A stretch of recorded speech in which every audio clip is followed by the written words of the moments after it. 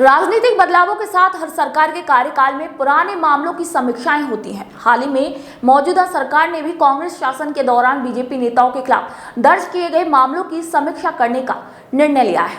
यह निर्णय उन मुकदमों की जांच पर आधारित है जो राजनीतिक प्रतिशोध के आरोपों के तहत दर्ज किए गए थे। सरकार ने गृह राज्य मंत्री जवाहर सिंह बेडम को इस समीक्षा का जिम्मा सौंपा है।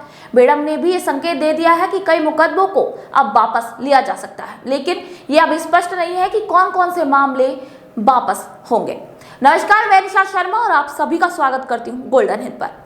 कांग्रेस शासन में बीजेपी के कई नेताओं पर एफआईआर दर्ज की गई थी। इनमें से 7 मंत्री ऐसे हैं जिनके खिलाफ विभिन्न धाराओं में मुकदमे दर्ज किए गए हैं, जिनमें से कुछ मामलों में एफआईआर दर्ज होने के बाद जांच सीआईडी सीबी द्वारा की जा रही है। मौजूदा सरकार ने इन मुकदमों की समीक्षा का अब निर्णय ले लिया है, जिसका उद्देश्य विवादित मामलों की कानूनी स्थिति को स्पष्ट करना है।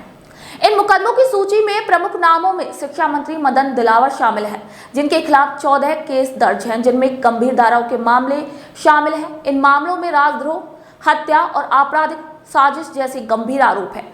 दिलावर ने कांग्रेस नेता मल्लिकार्जुन खड़गे पर टिप्पणी की थी, जिसे लेकर उन पर इन आरोपों का सामना करना पड़ा है।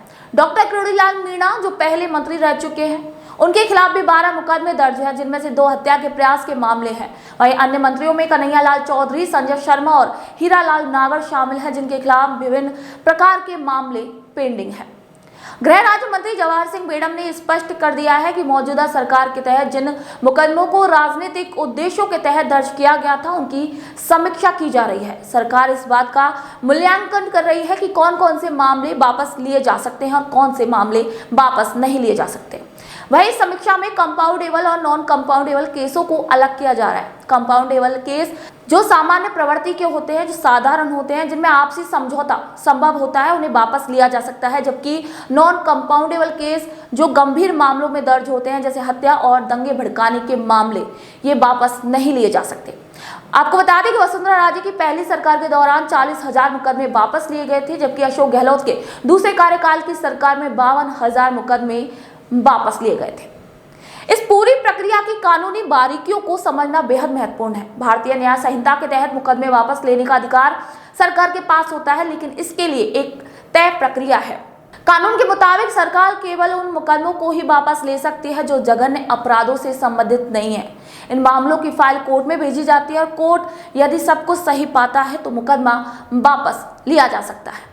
पहले आईपीसी की धारा 321 के तहत सरकार कोर्ट में आवेदन करती थी और कोर्ट उस पर फैसला करता था, लेकिन अब भारतीय न्याय संहिता लागू होने के बाद वीएनएस की धारा 361 के तहत एक नया प्रावधान आया है और इसके मुताबिक कोर्ट पहले पीड़ित की सुनवाई करेगा और उसी के बाद मुकदमा वापस लेने की अनुमति देने या फिर नहीं देने पर निर्णय करेगा।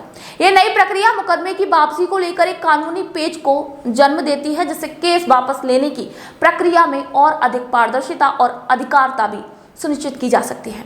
राजस्थान में बीजेपी नेताओं के खिलाफ दर्ज मुकदमों की समीक्षा एक महत्वपूर्ण राजनीतिक घटना है।